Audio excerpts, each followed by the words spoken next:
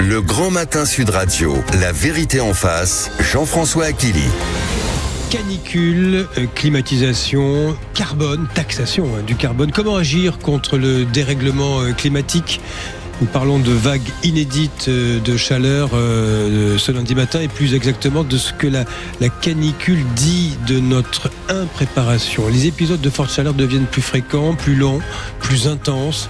La France découvre dans l'urgence une question qu'elle a longtemps regardée de loin. Faut-il climatiser davantage ? Ce n'est pas le seul sujet, bien évidemment. Mieux adapter les logements, les écoles, les bureaux, les villes. Et surtout, pourquoi a-t-on autant tardé à anticiper? Invité ce matin, bonjour à vous, Cédric Reichenbach. Bonjour. Vous êtes ingénieur, fondateur de la fresque du climat. Vous êtes un fin connaisseur de la transition énergétique. 2 mots sur la fresque en question, racontez-nous. Alors la fresque, c'est un atelier pédagogique qui permet de comprendre les bases scientifiques du changement climatique en une demi-journée. Et c'est un atelier qui a touché plus de 2,3 millions de personnes et on a formé 100 000 personnes à l'animation de cet atelier. Donc c'est un beau succès. C'est un beau succès. Cédric Reichenbach, première question ce matin. Est-ce que nous n'avons pas su anticiper ? Alors oui, à 2 titres, il y a 2 grandes thématiques qui nous intéressent. C'est l'adaptation, dont on va beaucoup parler en cette période de canicule, et l'atténuation, qui consiste à limiter notre impact sur le changement climatique.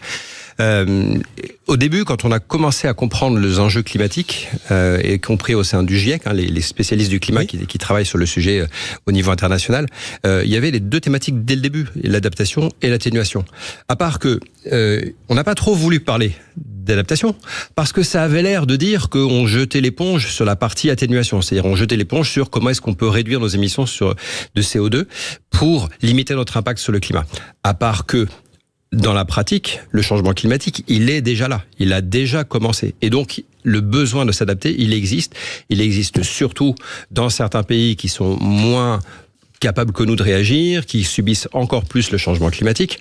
Et donc, progressivement, cet enjeu de parler aussi d'adaptation, il s'est imposé, y compris dans les négociations, dans les contenus du GIEC et surtout dans les négociations internationales. Et maintenant, on parle enfin des 2, et puis il serait temps, vu ce qu'on est en train de subir. Est-ce qu'il y a également une adaptation à imaginer dans la vie quotidienne? C'est-à-dire que nous avons l'impression que on se dit tous là, on n'a pas su anticiper, et nous nous rendons compte que notre façon de vivre n'est pas forcément adaptée aux épisodes climatiques, que ce soit la chaleur ou les intempéries de l'hiver, le grand froid et les épisodes violents également. Est-ce qu'il faudrait changer nos habitudes de vie ? Oui, je pense. Il y a besoin de s'adapter, ne serait-ce que pour pouvoir continuer de travailler, par exemple, quand il y a des événements extrêmes. Donc, il faut être équipé pour ça. Et puis, il faut aussi accepter l'idée qu'à certains moments, on va être en mode dégradé. Voilà. C'est-à-dire que si on n'a pas les bonnes conditions pour travailler, c'est mon cas, en ce moment chez moi il fait très chaud. Alors j'ai installé des stores pour hier, c'est tout récent, j'ai installé des stores pour limiter les entrées d'énergie dans l'appartement. Et si on n'a pas ce genre de mécanisme, on se retrouve avec une température un peu plus forte. Et moi depuis plusieurs jours, j'ai pas le choix, je travaille moins. Enfin, je suis moins capable de travailler et je travaille un petit peu moins. Donc il faut accepter, je pense, que de temps en temps on soit en mode dégradé et que tout ne se passe pas comme on avait l'habitude de faire. Et c'est pas grave. Moi, là, je travaille un petit peu moins ces temps-ci et je vais travailler un petit peu plus dès que la canicule sera passée. On s'adapte. Cédric Reichenbach, prenons le premier thème qui est un peu sur la table ce matin, parce que Marine Le Pen a évoqué la possibilité d'un grand plan de climatisation désormais pour la France, aussitôt battu en brèche par l'autre candidat, Jean-Luc Mélenchon, sur le mode « elle n'y comprend rien », etc. Peu importe le débat politique. Climatisation. Longtemps, on nous a dit que si on mettait des clims partout, ce qui est le cas d'ailleurs quand vous voyagez au Japon, aux États-Unis, il y a de la clim partout, dans les pays chauds, n'en parlons pas. Nous allons au fond aller contre la lutte pour la transition énergétique. Est-ce que la clim est néfaste ? C'est quand même, faudrait peut-être tordre le cou une bonne fois pour toutes à cette question. Alors, la clim généralisée. La clim généralisée. Alors, c'est comme beaucoup de choses. C'est ni bien ni mal. C'est quelque chose qui rend service. Sinon, on n'en parlerait pas. Ça rafraîchit. Oui. Voilà. Évidemment. Alors, c'est la différence entre refroidir et chauffer, c'est que vous pouvez chauffer un appartement, un immeuble, sans refroidir l'extérieur. Ça, vous faites voilà, avec des grille-pains, avec l'effet Joule, on peut chauffer quelque chose sans avoir besoin de refroidir ailleurs. Avec les pompes à chaleur, on fait le contraire. Et la clim, c'est la même chose. C'est-à-dire que la clim, ça consiste à refroidir l'intérieur d'un immeuble tout en réchauffant l'extérieur. Donc il y a un effet néfaste sur la rue ou la cour intérieure et les appartements d'à côté. Donc il y a des effets en cascade et ça consomme de l'énergie. Donc les effets en cascade, ça peut être des îlots de chaleur qui s'amplifient dans les villes. Donc on a rien sans rien. C'est-à-dire que oui, ça rend service et il y a des contreparties en face. Imaginez aussi une cour intérieure avec une dizaine de clims qui marchent et donc avec les radiateurs à l'extérieur qui chauffent toute la cour. Le pauvre appart qui n'a pas sa clim à lui, il se retrouve à avoir 5 degrés de plus juste parce que il est dans une cour où tout le monde a branché sa clim. Donc il faut être conscient de ces choses-là. Après, ça se gère, ça se discute, ça se négocie, etc. Mais il faut être bien conscient des conséquences. La climatisation, c'est également quelque chose qui consomme de l'énergie et donc il y a une notion aussi de responsabilité. À partir du moment où vous mettez une climatisation, c'est parce que au préalable, vous avez fait tout ce que vous pouviez faire d'autre pour limiter les entrées d'énergie, donc avoir mis des stores aux fenêtres et surtout pour les magasins, je pense notamment, avoir mis en place une porte coulissante ou une double porte qui évite les échanges d'air avec l'extérieur. C'est quand même hallucinant de se trimballer sur un trottoir et de se prendre une grande bouffée d'air froid qui sort d'un magasin. Parce que, en fait, c'est du gâchis. Et le gâchis, c'est pas de droite ou de gauche. C'est débile, le gâchis. Oui, c'est débile, c'est universellement débile. Universellement débile. Et quand l'on dit clim, c'est comme, vous savez, c'est ce que nous vient à l'esprit de façon un peu mécanique pour les data centers, pour l'IA. On se dit, il faut une industrie nucléaire élargie, c'est ça, c'est ce qui d'ailleurs est prévu à l'horizon des années 30 qui arrive, un parc nucléaire élargi. C'est parce que sinon, on n'y arrivera pas. Ça vous paraît raisonnable en termes de transition énergétique ? C'est comme tout, ce sont des choix. Oui, bien sûr, c'est une question de dosage. Le potentiel de déploiement du nucléaire, il n'est pas suffisant pour faire face à l'intégralité de la demande énergétique au niveau mondial. Parce qu'on n'a pas envie que n'importe quel pays ait accès à la technologie nucléaire. Déjà, et puis parce que tout simplement l'industrie est elle-même limitée parce qu'elle est capable de mettre sur la table tous les ans pour investir dans des nouveaux réacteurs. Donc moi je suis pas contre le nucléaire, je pense qu'il en faut, ça fait partie du mix énergétique, mais il ne peut pas tout, ce ne sera pas suffisant. Voilà, donc il n'y a pas de débat. Enfin, le débat pour ou contre le nucléaire, il n'est pas pour moi très intéressant. Il faudra du nucléaire. Dans tous les cas, et après on peut aussi démocratiquement décider qu'on est contre pour d'autres raisons.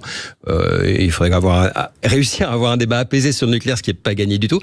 Mais à partir du moment où on est d'accord qu'il en faudra, ça ne sera pas pour autant suffisant. Il faudra aussi des énergies renouvelables et il faudra surtout des économies d'énergie parce que le meilleur kilowattheure, c'est celui qu'on ne consomme pas. Et c'est beaucoup plus facile de décarboner un mix énergétique si on a au préalable réduit la demande d'énergie globale.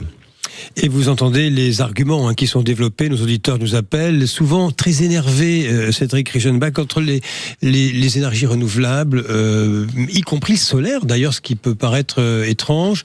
Les éoliennes, ça ne passe plus. On a l'impression que c'est nucléaire ou rien, désormais, dans le débat public.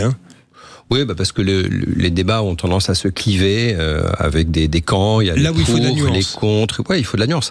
Quand vous interrogez des spécialistes de l'énergie qui ont travaillé, dont c'est le métier de travailler sur le mix énergétique français ou européen ou mondial, ils vont tous vous dire qu'il faudra de tout. De tout. Oui, il faut de tout. Il faudra du nucléaire, il faudra des énergies renouvelables, il faut absolument faire baisser les énergies fossiles et ça va pas être du jour au lendemain qu'on va s'en débarrasser. Et surtout, il faut faire baisser la consommation d'énergie. On gâche de l'énergie aujourd'hui. Donc il faut commencer par limiter le gâchis et puis ensuite faire de l'efficacité énergétique et puis quand on aura fini par faire baisser notre consommation globale d'énergie, ce sera beaucoup plus facile de dégager prioritairement ce qui est le plus carboné. Allez, nous allons marquer une pause. Cédric Reichenbach Reichenbach, vous avez des choses à dire également sur le détroit d'Ormuz, parce que tout est lié aujourd'hui. On ne parle pas simplement du parc des climatiseurs en France, il y a aussi notre façon de dépendre du fossile et de dépendre de situations géopolitiques qui nous contraignent et qui impactent également notre façon de consommer, de concevoir l'avenir. À tout de suite, vous nous appelez si vous voulez intervenir, 0826 300 300 avec Cédric Reichenbach, le fondateur de la Fresque du Climat, pour la suite de La Vérité en face. Le Grand Matin Sud Radio, La Vérité en face, Jean-François Akili. Allez, 0826 300 300, vous nous appelez et nous sommes en ligne avec Hélène. Ah non, pas encore Hélène, qui va nous appeler, qui est bientôt en ligne. Là-dessus, Cédric Reichenbach, vous voulez nous parler du détroit d'Ormuz. Je vous ai vu réagir tout à l'heure parce que nous l'évoquions avec nos auditeurs. En quoi c'est lié ? C'est pas lié directement. Le détroit d'Ormuz nous pose des questions très intéressantes sur l'approvisionnement en énergie fossile et montre du doigt à quel point notre économie est dépendante de ces énergies fossiles. Donc, quand on a un phénomène géopolitique comme celui-là, ce qui se trouve, la conséquence de ça, c'est qu'il y a moins de quantité d'énergie fossile. Et du coup, les choses deviennent tout de suite concrètes. Mais sur quoi on se focalise ? Quand il y a moins de pétrole, on se focalise sur son prix. Et on a l'impression que la solution consisterait à subventionner les énergies fossiles pour qu'on puisse ne plus avoir de problème. Mais ça ne résout rien. C'est pas parce que vous subventionnez l'énergie à la pompe qu'il y en aura plus. Il n'y en aura pas plus. Donc, comment est-ce qu'on gère une situation comme celle-là ? À quoi ça sert d'avoir un prix ? Le prix, ça sert justement à matérialiser la pénurie. Il y en a moins, ça coûte plus cher. Et qu'est-ce qui se passe quand ça coûte plus cher ? Eh bien, on va s'adapter. C'est-à-dire que soit on va être capable de produire plus. Là, ce ne sera pas le cas à court terme. Mais ça pourrait être le cas à plus long terme. Soit on va apprendre à s'organiser pour consommer moins. Et apprendre à s'organiser pour consommer moins, ça consiste à faire quoi ? Ça consiste à réfléchir, à faire la part des choses entre les dépenses indispensables et les dépenses un peu superflues. Et les dépenses superflues sont celles qui doivent être dégagées les plus rapidement. Mais ça veut dire quoi ? Ça veut dire que chacun doit prendre conscience de la chose, en fait. C'est ça, c'est-à-dire qu'il y a un effet... Bien sûr, c'est très compliqué. Oui. Il y a un effet très court terme. C'est comme le tri sélectif et tout le reste. Exactement. Oui. Et puis, il faut bien distinguer le court terme et le moyen terme. Le court terme, c'est que c'est douloureux. Voilà, on a un prix qui augmente, on ne peut plus payer son trajet pour aller travailler, on ne peut plus payer son fuel, etc. C'est douloureux sur le coup. Et après, il faut être capable d'organiser les choses pour la suite. La suite, c'est effectivement s'organiser pour moins consommer d'énergie, pour avoir des alternatives à notre mode de fonctionnement. Oui. Et ça peut nécessiter des investissements, ça peut nécessiter des choses qui vont se faire sur plusieurs semaines, plusieurs mois et quelquefois même sur plusieurs années.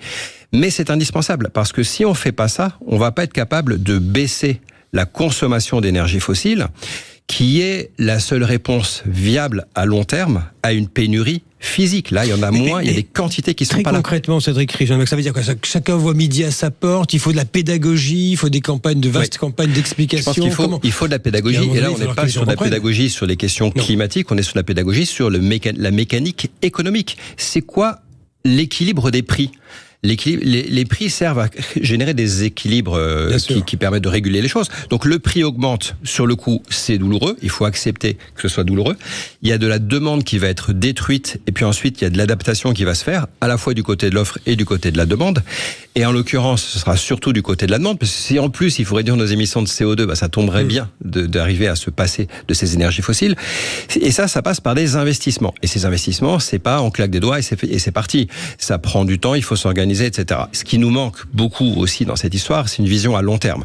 Là, on réagit au coup par coup parce qu'il y a le détroit d'Ormuz, mais il faut être capable de profiter de cette occasion qui est un choc court terme pour réfléchir à du plus long terme. Comment est-ce qu'on réduit autant qu'on en est capable notre dépendance aux énergies fossiles ? C'est une question de souveraineté énergétique. Et vision à long terme pendant une campagne électorale, c'est encore plus compliqué. C'est encore plus difficile. Hélène, vous êtes à Bourg-la-Reine. Bonjour Hélène. Oui, bonjour, merci de prendre mon appel. Alors Cédric Reichenbach vous écoute avec beaucoup d'attention. Que voulez-vous dire ce matin ? Moi je suis très sensible à ce que vous dites. Oui. Je travaille dans les écoles, donc je suis impacté moins que les enfants, mais je le suis. Mais là, ce que je viens d'entendre, là, enfin pas vous, hein, je suis tombé sur un article de Disclose où le gouvernement et Bercy auraient forcé l'ADEME à financer une multinationale qui est l'une des plus grosses émettrices de CO2, à savoir Ineos. Et je voulais savoir, voilà, est-ce que vous êtes au courant de ça? Et si oui, moi je veux bien être exemplaire, mais encore faut-il que l'État le soit. Alors, sur l'exemplarité, je ne suis pas du tout au courant de cette affaire, et donc je ne vais surtout pas m'exprimer dessus. Non, bien sûr, mais sur l'exemplarité, donc oui.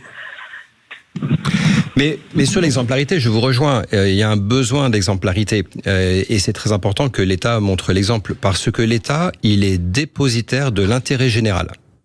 Et c'est d'autant plus important qu'il soit exemplaire pour cette raison-là. La notion d'exemplarité, je vais la questionner quand on l'utilise pour les individus. Évidemment que c'est mieux d'être exemplaire. Moi, personnellement, voilà, je suis le créateur de la fresque du climat. C'est sûr que si je prenais l'avion tous les 4 matins, ce serait un peu bizarre. Mais si on en fait un totem de cette exemplarité, ça veut dire quoi? Ça veut dire que tous ceux qui veulent sauver le climat, qui veulent être écolos, ils vont réduire au maximum leur empreinte. Du coup, ils vont limiter leur capacité d'action sur le monde. Et en ces cas-là, ils vont pas être capables d'être assez efficaces dans leur lutte contre le changement climatique. Donc, à un moment donné, il faut aussi avoir le courage de regarder en face la limite que représente cette notion de geste individuel et décider collectivement que c'est un changement de règles du jeu global dont il s'agit. Et qu'il faut du coup changer les règles du jeu, comme par exemple mettre un prix au carbone, comme on l'envisage pour lutter contre le changement climatique. Et puis avoir des changements réglementaires qui font que tous, autant que nous sommes, nous allons devoir devenir écolo par la force des choses, tout simplement parce que ça coûte moins cher. Hélène, quelle serait une mesure que vous souhaiteriez voir appliquée au quotidien pour vous soulager dans votre activité, par exemple? C'est de la transparence par rapport à ce qui se passe. Et pour moi, c'est un gouvernement voyou. Je suis désolé de parler comme ça. Mais je veux dire, il y a des magnifiques initiatives citoyennes. Et ça, encore heureux. Mais quand on entend ça, je ne sais vraiment plus quoi dire. Ça, les bras m'en sont tombés quand j'ai lu cet article. Alors vous évoquez un article de Disclose, qui dit, et je l'ai... que l'État et Bercy auraient détourné l'aide de l'ADEME pour financer une grosse multinationale qui est très très émettrice en CO2. Qui est Ineos, dans des projets d'aménagement qui n'auraient rien à voir avec l'écologie, nous dit Disclose. Non. Donc à voir les suites qui seront données à ces révélations. Merci Hélène, merci pour votre intervention ce matin, en espérant que vous puissiez traverser cet épisode sans trop de difficultés. Ça finira bien par s'arrêter, cette canicule, mais elle est partie pour durer. La France est-elle en retard réellement, Cédric Reichenbach? Est-ce que ce matin nous écoutions Agnès Pannier-Runacher, qui était notre invitée, ancienne ministre de la Transition écologique, qui dit grosso modo avoir claqué la porte parce que tout ce qu'elle voulait au fond mettre en place demeurait sans suite. C'est la parole performative politique habituelle. Vous pensez qu'il y a une sorte d'angle mort français sur les questions de développement durable et de lutte contre le dérèglement climatique? Je suis pas sûr. J'ai l'impression que c'est partout pareil. J'ai même le sentiment qu'en France, on est un peu en avance sur d'autres pays. Moi, personnellement, j'ai pu voyager et rencontrer des amis qui sont des animateurs de la fresque du climat dans d'autres pays. Donc souvent, c'était des Français expats qui vivaient sur place et qui connaissaient très bien l'écosystème du pays dans lequel ils vivaient. Et je leur ai demandé si, dans leur pays, il y avait l'équivalent de la fresque du climat, du Shift Project, des associations qu'on connaît, de la Convention citoyenne pour le climat. Et puis par la suite aussi, il y a eu une entreprise privée, un projet un peu plus associatif qui est la Convention citoyenne, la Convention des entreprises pour le climat. Bon, tous ces projets associatifs du terrain, ils ne connaissaient pas l'équivalent dans ces pays-là. Alors, je pense qu'en France, on a une longueur d'avance. Et moi, personnellement, je pense que notre Jean-Marc Jancovici national y est pour quelque chose. Ça fait depuis 25 ans maintenant qu'il ferraille exactement sur ce sujet. Et il a inspiré énormément de gens, moi y compris, et j'ai bossé à ses côtés. Et je pense vraiment qu'on a une avance en termes au minimum de sensibilisation. Après, si on regarde les pays un par un, ils vont être un peu plus écolos sur un domaine, un peu moins sur un autre, etc. Et globalement, il y a un retard massif au niveau mondial. Je ne sais pas si la France est mieux ou moins bien lotie que les autres. En tout cas, l'adaptation est nécessaire, c'est ce que vous nous dites tout à fait. ce matin. Merci à vous, Cédric Reichenbach. Je rappelle, ingénieur, fondateur de la fresque du climat, vous l'avez largement évoqué. Merci de nous avoir éclairé en ce lundi matin. Bonjour à vous. Bonjour Valérie Jean-François. Expert. Mettez-vous d'accord au menu. Alors, écoutez, canicule, et puis la climatisation qui est devenue un sujet politique. Les différents dirigeants s'écharpent sur le sujet, passe d'armes entre Marine Le Pen et Jean-Luc Mélenchon, et puis la clim effectivement sera au cœur de nos débats tout à l'heure. À 10h, l'affaire Epstein est-elle symptomatique d'un système plus vaste de prédation sexuelle? On va revenir sur l'enquête de Marie Perrault, passionnante, publiée aux éditions Stock. Elle remonte à ces années 80 où les mannequins étaient considérés comme de la chair à canon pour des prédateurs. Elle va nous raconter tout ça et le lien avec l'affaire Epstein. À tout de suite. Bonne émission.